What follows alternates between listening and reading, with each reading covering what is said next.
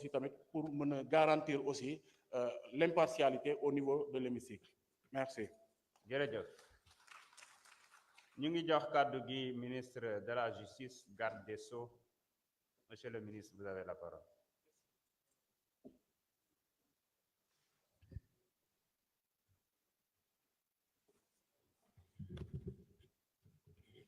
Je vous remercie, Monsieur le Président. Monsieur le ministre chargé des relations avec les institutions, honorables députés, mes chers collaborateurs. Par lettre numéro 5 janvier 2025, le procureur général Prélacaire m'a transmis en ma qualité de ministre de la Justice, garde des Sceaux, un courrier. Le procureur de la République financier sollicitait la levée de l'immunité parlementaire du député Mohamedou Ngom Di Farba.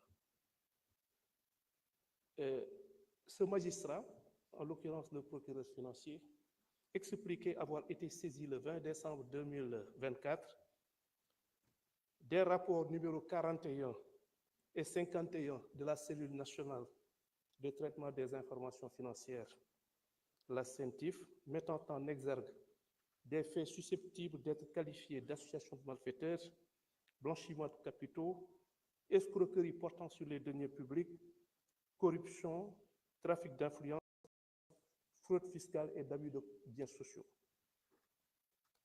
En donnant suite à cette demande, j'ai donc saisi le président de l'Assemblée nationale à cet effet par correspondance numéro 0012, ministère de la Justice, cabinet DC, du 10 janvier 2025. La procédure qui a été donc initiée se fonde sur l'article 66, loi numéro 2024-08 du 14 février 2024 relative à la lutte contre le financement du terrorisme et le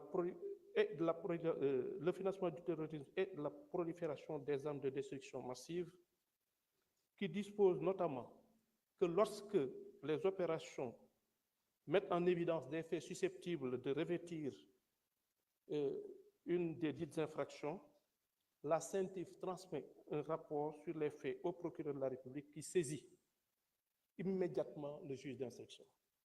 C'est dire donc qu'au terme de cette loi, et au terme de la procédure, n'eût été la qualité de député du mis en cause, il va de soi que le procureur de la République n'aurait eu d'autre choix que de saisir donc le juge d'instruction sans aucune autre possibilité d'opter pour une quelconque autre procédure. Il ressort donc des dispositions que dans le cas d'espèce, le procureur de la République ne peut ni apprécier l'opportunité des poursuites, ni ordonner l'ouverture d'une enquête. S'agissant de la levée de l'immunité parlementaire d'un député, elle est régie par des dispositions, comme l'a rappelé tout à l'heure M. le rapporteur, des articles 61 de la Constitution et 52 du règlement intérieur de l'Assemblée nationale.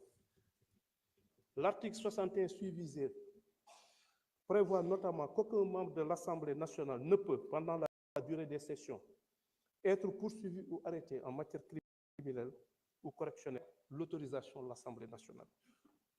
Quant au règlement intérieur précité, il dispose en son article 52 qu'il est constitué pour chaque demande de levée de l'immunité parlementaire d'un député ou pour chaque demande de suspension de poursuite déjà engagée, une commission ad hoc de 11 membres nommée selon la procédure prévue à l'article 34.